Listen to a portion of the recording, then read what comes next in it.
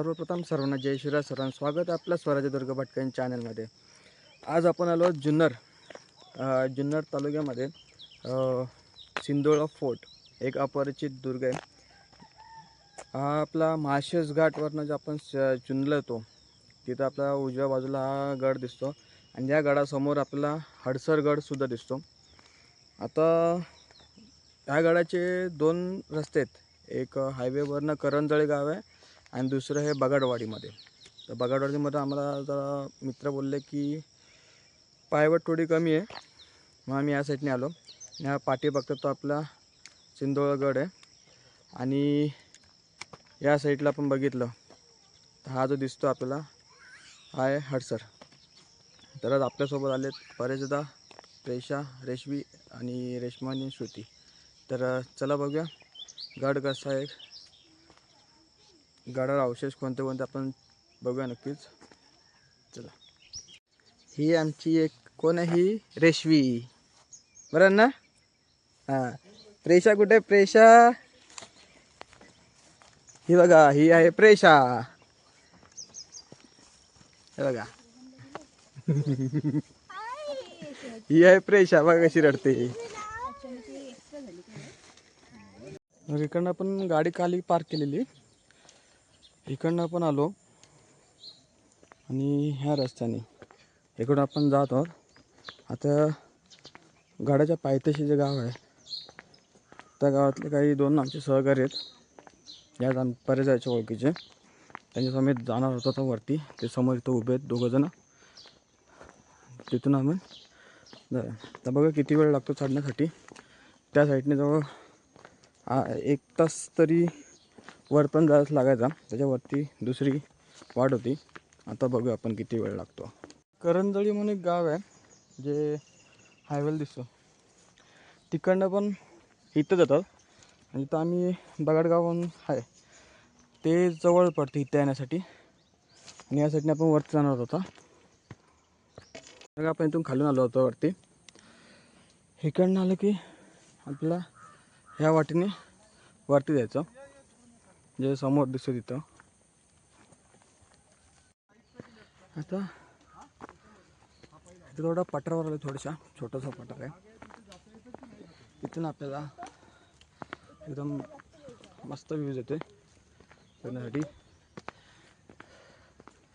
आणि खूप दिवसांनी ट्रॅकिंग केल्याबद्दल आज दम पण लागतो.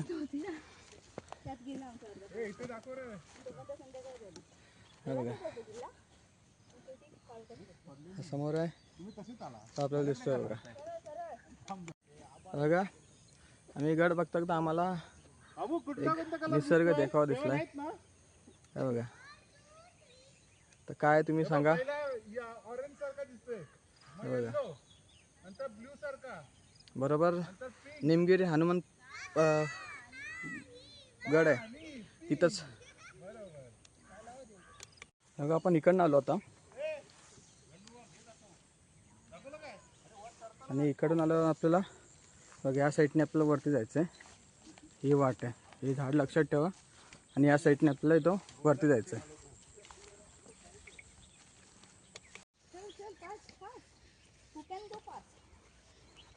बघा ही जी समोर खळ दिसते डोंगराचा उतार बघा, तिथं आपल्याला जायचं आहे.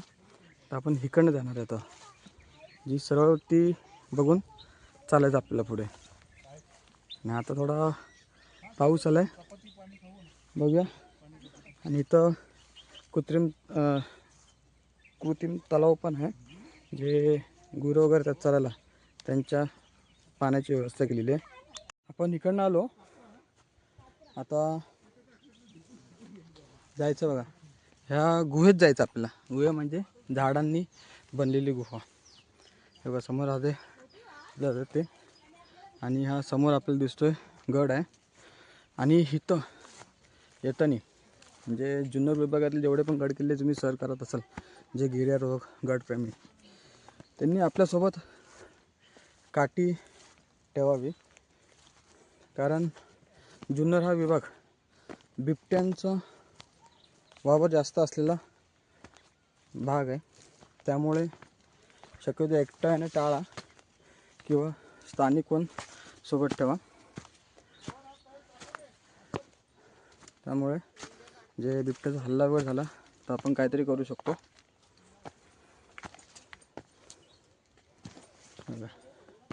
ही वाट बघा कशी आहे.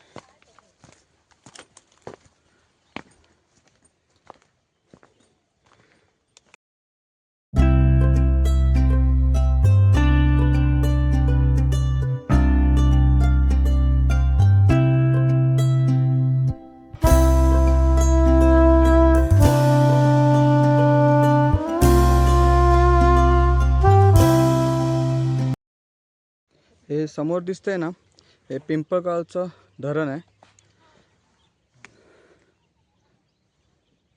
आणि हा आपल्या गाडावर जाताना रस्त्याने आपल्याला दिसलेला परिसर.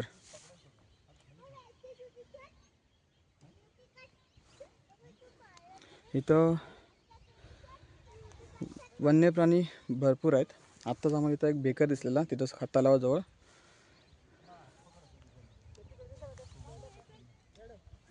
आता आपण इथून आता वरती जातो.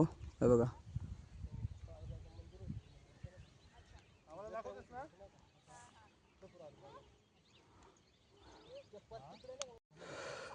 इथपर्यंत आलो होतो आपण या पठारावर. तर आपल्याला समोर जायचं आहे.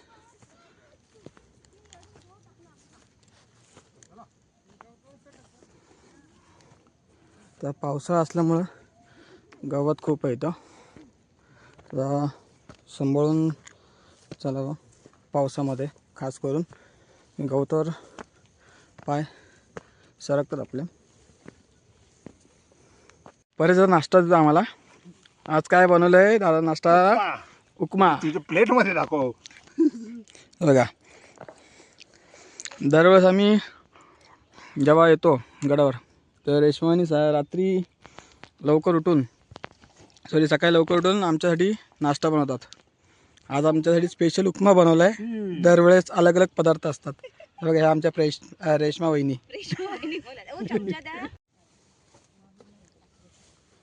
इथून आता आपण जात आहोत समोर कातळात कोरलेली पाणी टाके बघायला. रस्ता थोडा घसरणीचा आहे.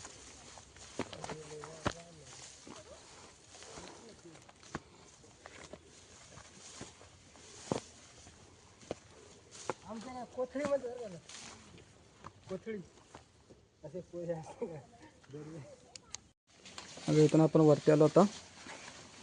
हे टाकं बघितलं जे कातात कोरलेलं, आणि टाकायच्या बाजूला बघा आपल्याला ही खळ दिसते नैसर्गिक जी पडून, आणि हे दगडी बघा कशा वरती अडकल्यात वरतून आल्याच्या नंतर. जे कोसळलेल्या ढासळलेल्या ते खाली येऊन ह्याच्यात अडकल्यात. इथं याची वाट गवतामुळे थोडी निसरडी वाटते. हे बघा, तुम्ही एकदम सांभाळून आहे वरती. म्हणजे वहिनी पण तिथून वरती यायला रस्ता आहे, आणि तिकडनं आपण उजव्या बाजूला फिरणार आहोत.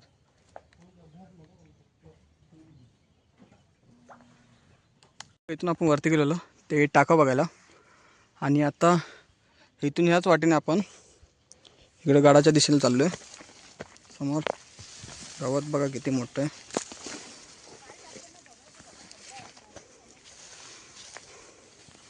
ही वाट थोडी उतरायची आहे थोडीशी खाली. इथून आपण खाली उतरल्यानंतर आपल्याला तिथून उजव्या बाजूला फिरायचं आहे. ती खिंडी वळली की आपण वरती जाणार आहोत.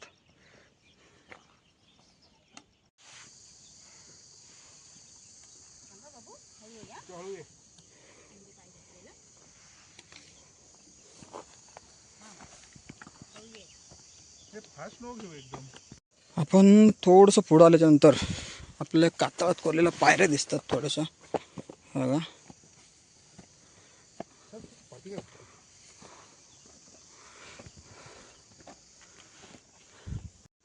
इकडून थोडं वरती आलो आपण. वरचं इथं एक ना पाण्यात टाका आहे समोर. इथं आता ओलं असल्यामुळे आपण वरती जात नाही आहे. आपण टाकी बघितली, त्यानंतर थोडंसं पुढं आल्यावर आपल्याला परत कातळात कोरलेल्या पायऱ्या दिसतात ह्या, आणि इथून आपल्याला थोडीशी तटबंदी दिसते. ही समोर इथं हे नाही, इथं तटबंदी आहे बघा. बघा ह्या तटबंदी दगडी जे वरतून ढासळलेले आहेत इथं पण आहेत. आणि समोर एक इथे एक आहे.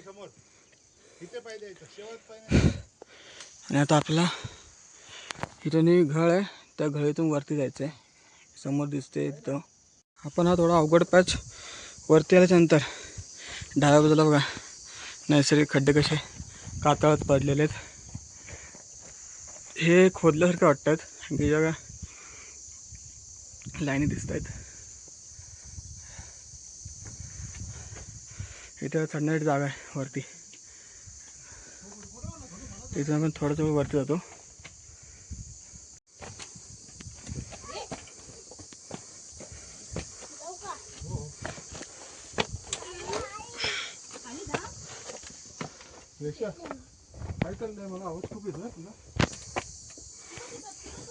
कृत्रिम पायऱ्यात बघा या. गळ पण चढल्याच्या वर समोर आपल्याला गणपतीची मूर्ती दगडात कोरलेली. आणि तिथं मारुतीरायाची मूर्ती आहे समोर. आणि ही तटबंदी दिसते समोरची. आणि हा प्रवेशद्वार आपला.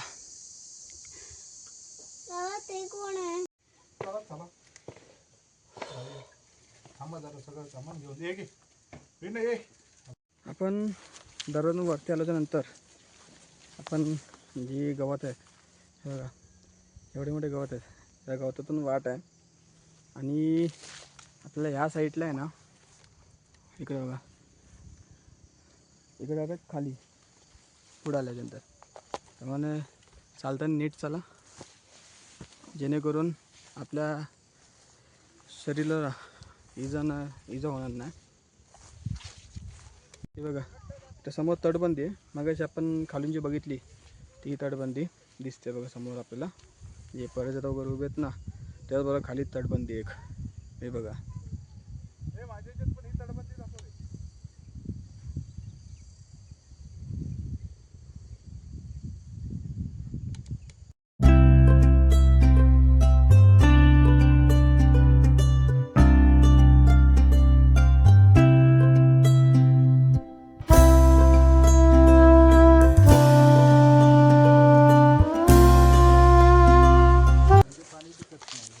इथून पुढे आल्याच्यानंतर आपलं बघा हे पहिलं मोठं पाणी टाकावं लागतं. चला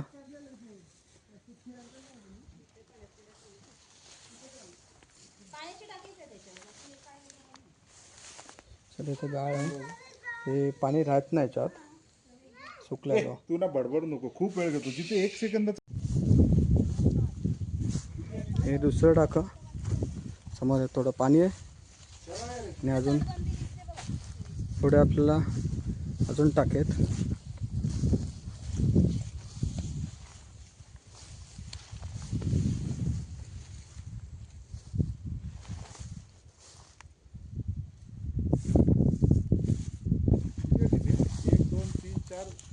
हे मधलं तुटलेलं आहे ना.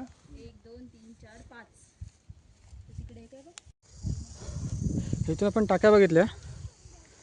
टाक्या बघितल्यानंतर त्याच पाठीमागे आपल्याला ध्वजस्तंभ आहे समोर, तो पाहायला जाऊया. आपण गडाच्या माथ्यावर आलो होता. गडाच्या माथ्यावरून आपल्याला बघा हा सामान दिसतोय निमगिरी हनुमानगड. आणि हा समोर त्रिकोण दिसतोय भुरकटमध्ये बघा हा हडसर किल्ला. या दुर्गावर आपण काही महिन्यापूर्वीच जाऊन आलेलो. आणि या साईडला चावड किल्ला म्हणून आहे. ह्या गडाचा वापर जे नाणेघाट मार्गे जे व्यापार व्हायचे त्या काळीत दळणवळणाचे जे मार्ग होता त्या मार्गावर लक्ष ठेवण्यासाठी किंवा टेळणीसाठी वापरत असावे. की या गडात जास्त काही अवशेष नाही आहेत. आपल्याला गडाचा दरवाजा दिसतो तिथं मारुतीची मूर्ती, गणपतीची मूर्ती. खालच्या साईडला एक टाकं आहे आणि वरती आलं की सहा टाक्यांचा समूह आहे बाजूलाच. त्याच्यावरती आलं आपल्याला ध्वजस्तंभ दिसतो. आणि थोडंसं पुढं आल्याच्यानंतर आपल्याला एक माळ आहे, तो माळ आपण बघायला चाललो आहे. आता आपण हा गडावरचा माता बघतोय. तर गवत भरपूर आहेत, तर बघा तुम्ही.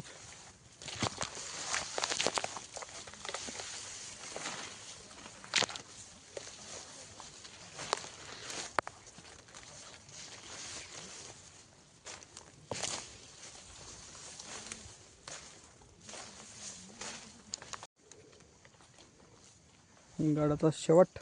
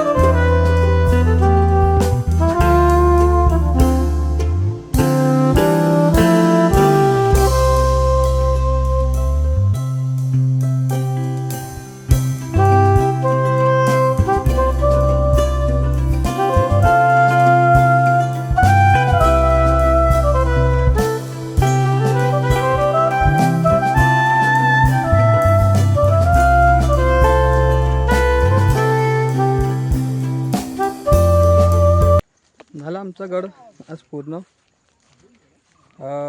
जाताना मी वेगळ्या वाटेने गेलो आणि उतरताना मी दुसऱ्या वाटेने आलो. म्हणजे ती करंजळीची जी गाव आहे त्या साईडने एक वाट येते, त्या वाटेमध्येच आम्ही आलो. आणि गडावर जास्त अवशेष नाही आहेत. अवशेष म्हणजे फक्त काय आहे, जाताना आपल्याला कातळात कोरलेली एक टाकी भेटते. त्यानंतर पुढे गेल्यावर आपल्याला प्रवेशद्वार आहे गडाचं. आणि प्रवेशद्वाराच्याच बाजूला गणपतीची मूर्ती आणि मारुतीरायांची मूर्ती आहे. ती झाल्याच्यानंतर पुढे गेलं आपल्याला तटबंदी बघायला भेटते थोडीशी. आणि वरती 7 पाण्याचे टाके आहेत. 7 टाके बघून झालं पुढं आपण दीपस्तंभ आहे, दीपस्तंभ नाही, ध्वजस्तंभ, जे आपण भगवा लावण्यासाठी जो हे तिथे. आणि त्यापुढं आपलं मोकळं पठार आहे, म्हणजे मोकळी जागा. आणि गडाचं इथं जास्त काय माहीत नाही आहे, त्यामुळे हा गड एक अपरिचित गड आहे. जास्त लोकांना गडाचा इतिहास नाही माहिती. तर कसं वाटलं आम्हाला नक्कीच सांगा. तर सर्वांना जय शिवराय, जय जिजाऊ, जय शंभूराजे, हर हर महादेव.